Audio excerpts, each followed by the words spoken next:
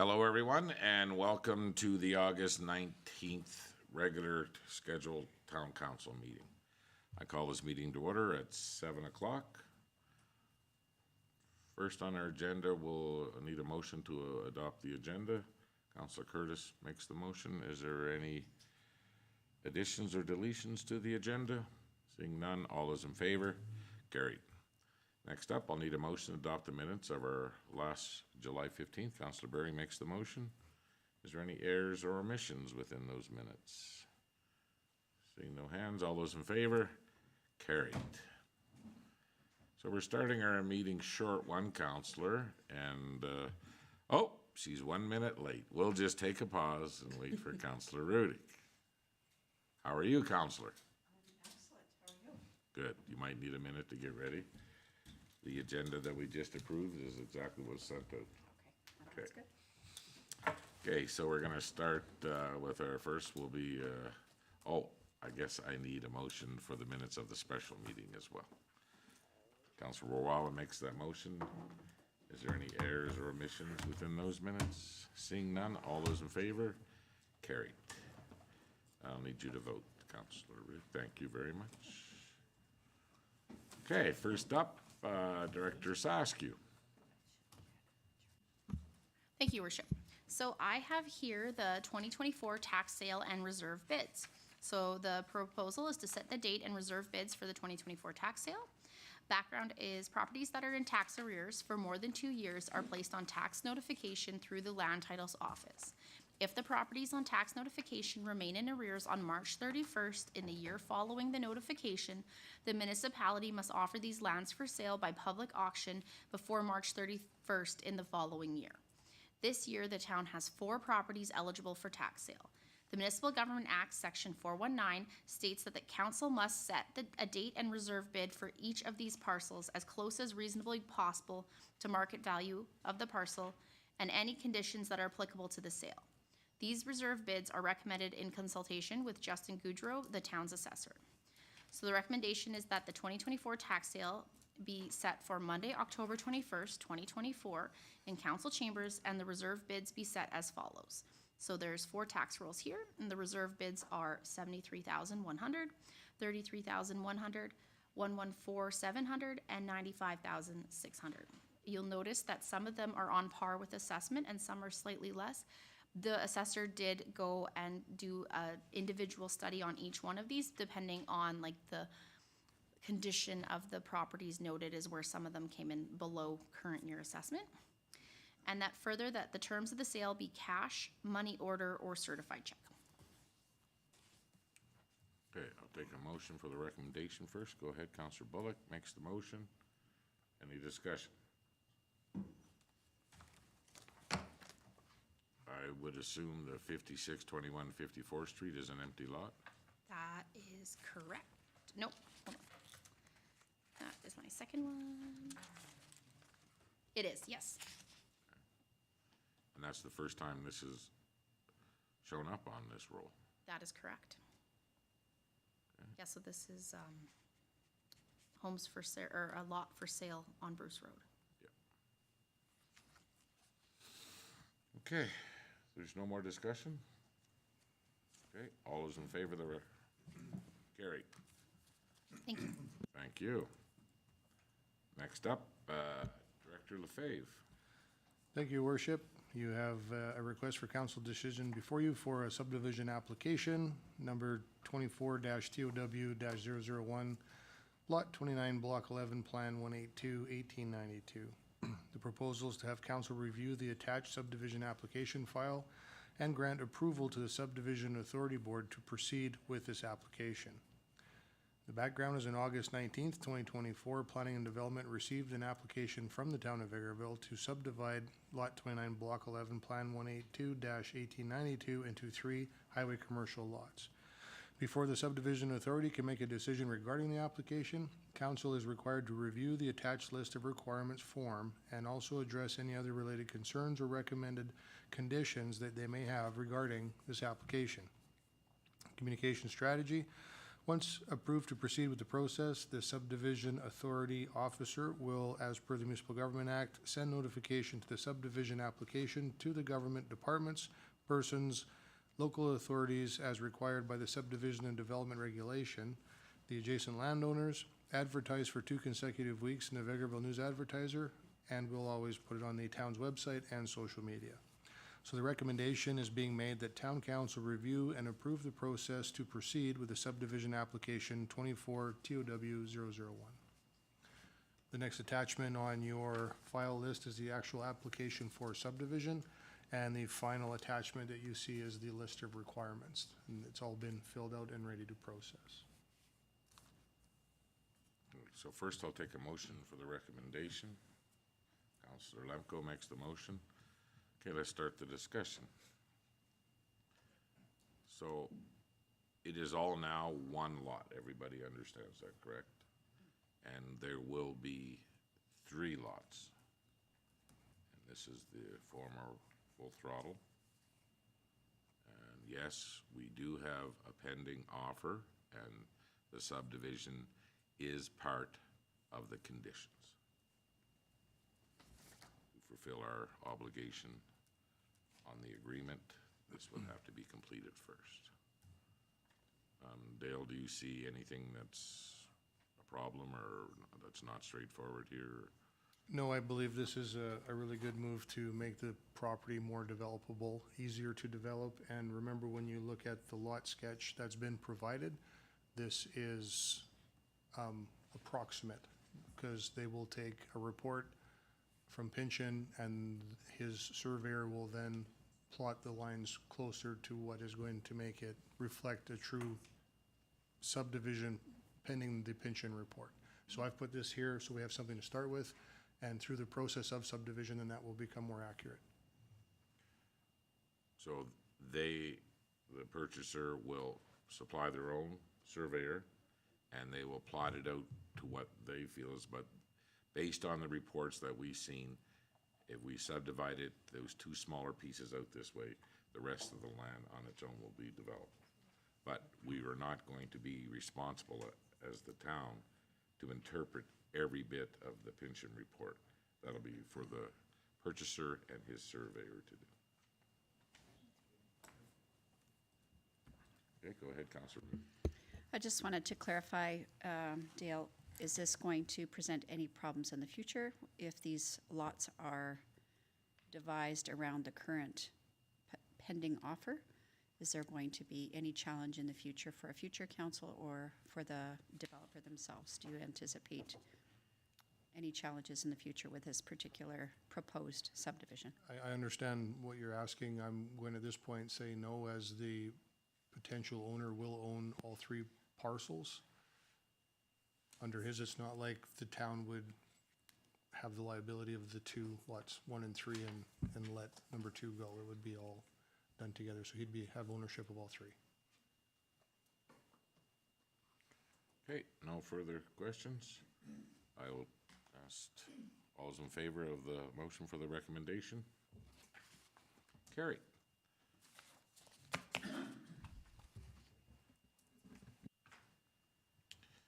Okay, next up, we have correspondence. CAO Ling. All right, thank you, Your Worship. The first piece of correspondence is from the Honorable Rick McIver, the Minister of Municipal Affairs.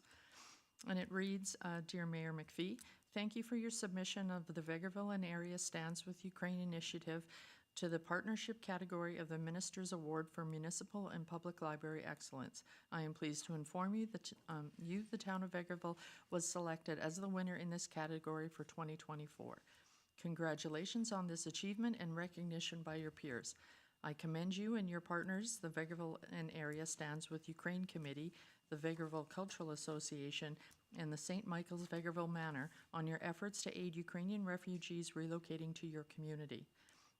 Alberta's municipalities and public library boards create, implement, and manage many excellent initiatives and practices that make our communities strong, prosperous, and resilient.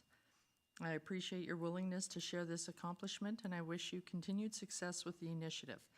To build this program's objective to share municipal and public library success and knowledge across the province, your winning initiative will be highlighted on the Government of Alberta's website and social media platforms.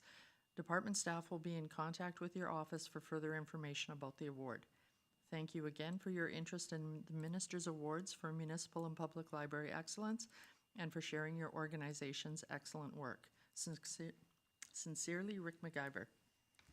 Okay, I'll take a motion to receive and file. Oh. Councillor Curtis, any discussion? Go ahead, Councillor Ward.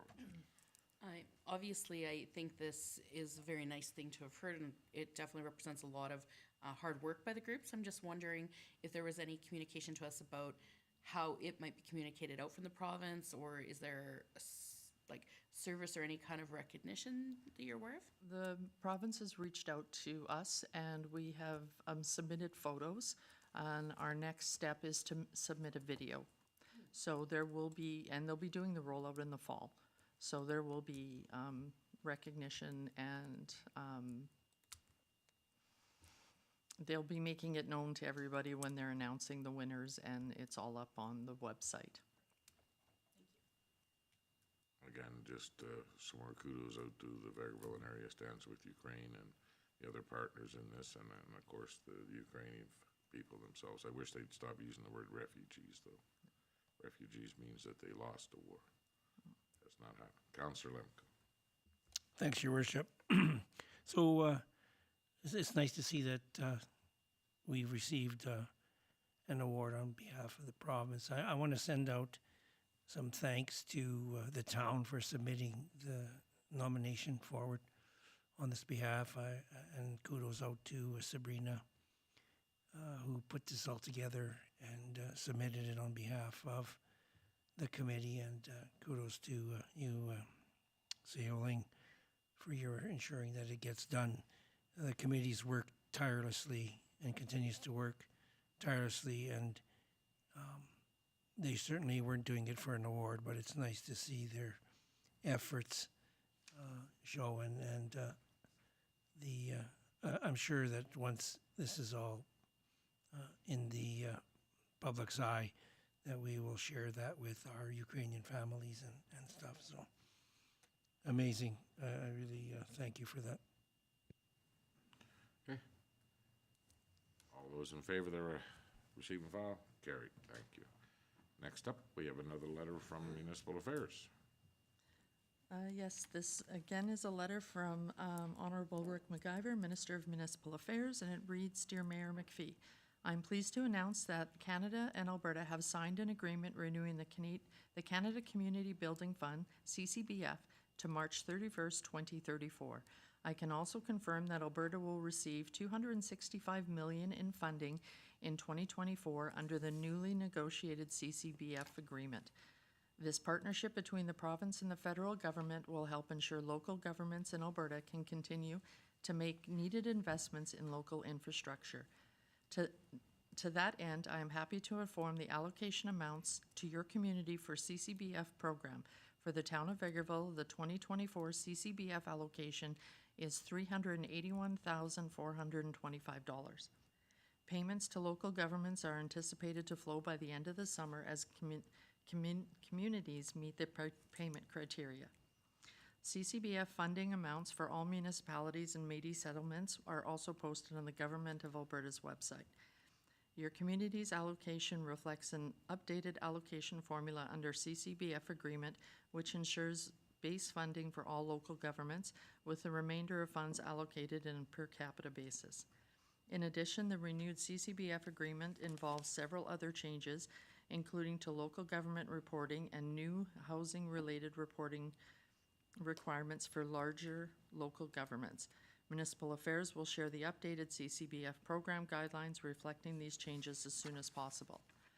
The department will also be providing a memorandum of agreement for the renewed CCBF. Execution of this agreement is a condition to receive your community's 2024 CCBF allocation. I look forward to working together with you and the federal government to help your community in addressing its infrastructure needs. Sincerely, Rick MacGyver. Thank you. A motion to receive and file.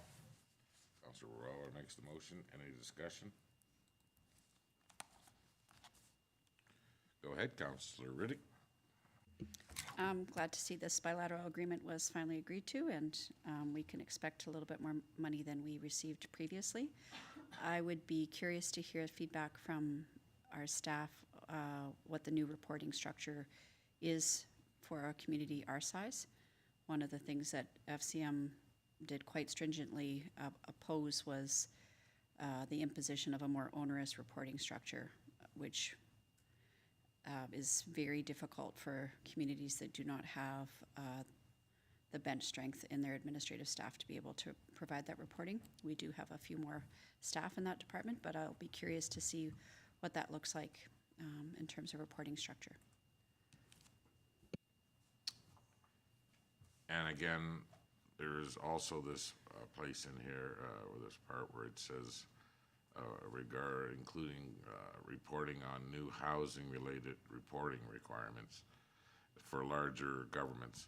We could just try to find out a little bit more about that, because we are going to be pushing hard for a lot of housing incentives right away. And when they mean larger communities, what are they talking, Edmonton, Calgary again, or the rest of the communities in this province? Or do we still count? So we can get a little bit of explanation on what that is and how we would maybe fit in there a little bit. Any other discussion? Okay, all those in favor? Carry. One more, CAO Ling.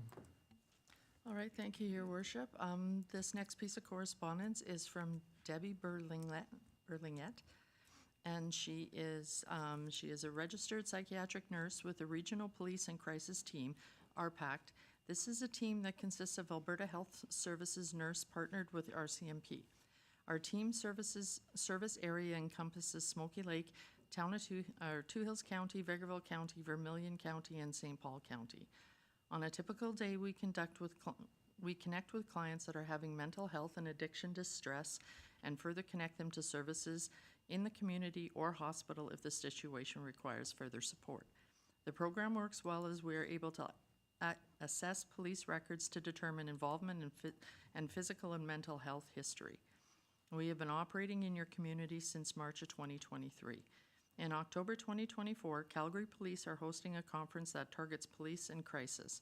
The audience is for the PACT and RPACT teams throughout Calgary and Edmonton city limits, as well as RPACT teams throughout the province. This conference would be an excellent opportunity for our team to collaborate and learn from other teams throughout the province, in addition to the wealth of information provided by keynote speakers. An excellent opportunity for us to fill our tool belts in an effort of providing the absolute best care for the residents within our communities. Alberta Health Services is not able to provide funding for us to attend this conference. Therefore, I am reaching out to our stakeholders with efforts of attaining monetary support. I am seeking conference costs plus accommodation for one night. Attached is some information related to this conference. Sincerely, Debbie Berlingette. Okay, I take a motion to receive and file. Councilor Curtis makes the motion. Discussion. Go ahead, Councilor Bullock. Did we manage to get more information about this request? Yes, I did. I spoke with our staff sergeant here at the Vegreville detachment, and in the beginning they had used RPAC from time to time, but it's been very hit and miss with their staffing levels and their service delivery unit. His understanding is that of the program is the goal was to be proactive in the service area communities to provide support to the detachments where needed. This is not what we have seen in Vegreville.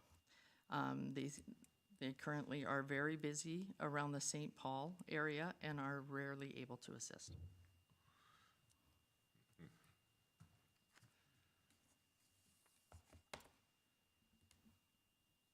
Any other comments?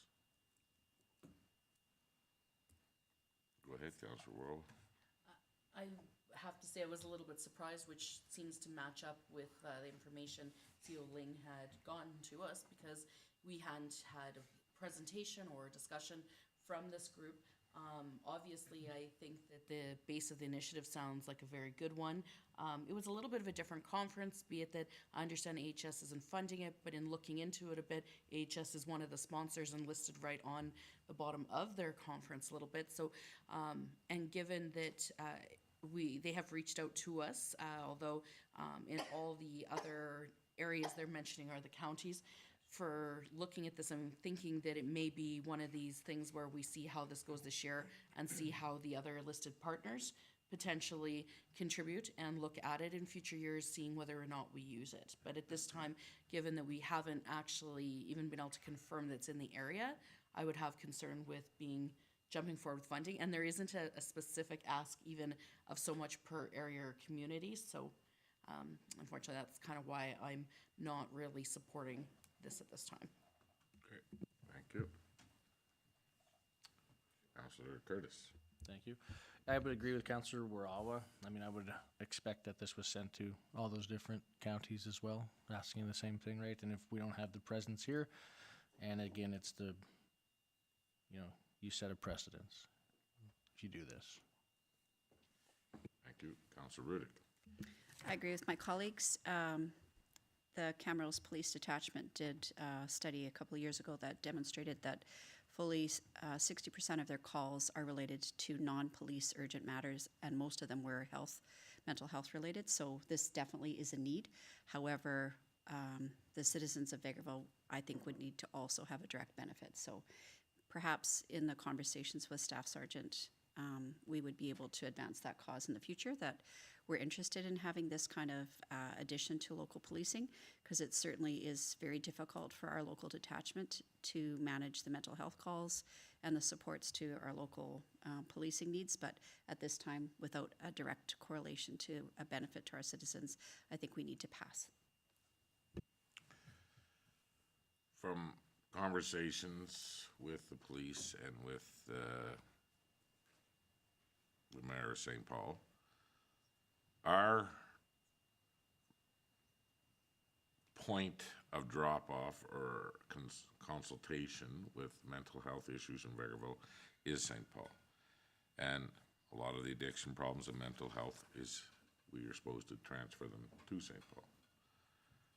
But the majority of the time, their facilities are already full. And they just release them out in the street the next day anyway at a certain time. It's not like there's a follow-up program or anything like that. So we end up either going to Edmonton with the RCMP, driving them there, or sometimes all the way to Pinoca. But the point of drop-off for us is St. Paul for this area, but there's hardly any time when they're not full. And I think we all realize that it's a big problem. I mean, with the addiction and the security that had to be added to the hospital, and what their local doctors have seen through threats with people addiction and mental health issues, that we should maybe have something like that in our community. Relying on somebody from out of town that is really not supporting the issues here. If we're gonna fund something, we should be funding something that has direct results in our own community. So I don't know what RPAC, how, do you know anything about RPAC? No? I don't, but I've also heard some concern from the change to the regional victim services model that some smaller communities, although they originally felt like they might have more impact, are feeling less impacted. So I think this might be a good conversation moving forward to make sure that we've got this as something we discuss with our MLA and make sure that we bring forward to the regional health conversations too, because this is funded through HS. We know that there's a ton of movement right now, a lot of change happening, and it would be important that this not get lost. And in fact, as a municipality, that this is something that we would support, because the downstream impact of not having this funded through the province means that we're feeling the negative impact to our community in a way that's really detrimental, especially on our health services. And again, it costs us money because the RCMP have to bring in, they don't have the support of this group, or they certainly don't have it now because there's a lot of problems in their own areas, I guess. So we need to bring in another RCMP officer to pay overtime while we drive either to Edmonton or to Pinoka with the patient. So it's costing a great deal of money to the taxpayers of Vegreville to begin with, and it's a very terrible way to use RCMP as a taxi service and babysitting service for people that have mental health and addiction problems, because that's really not what they're trained in.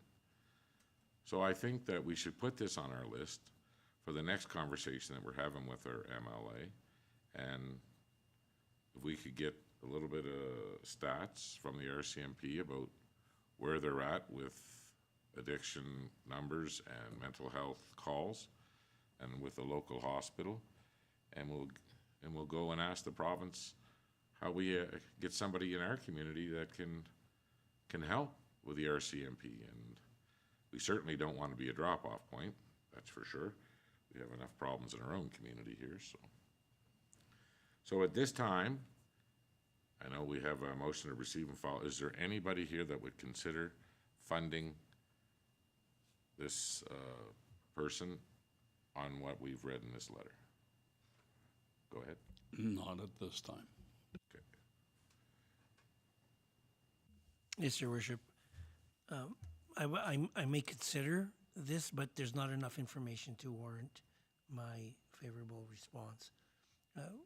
What other communities are part of the ask and all that? So if our ask was a little bit, it might be easier to do that, but there's not enough information. So at this time, it's a no. Okay, so I think what we're saying here is that we want to explore with the government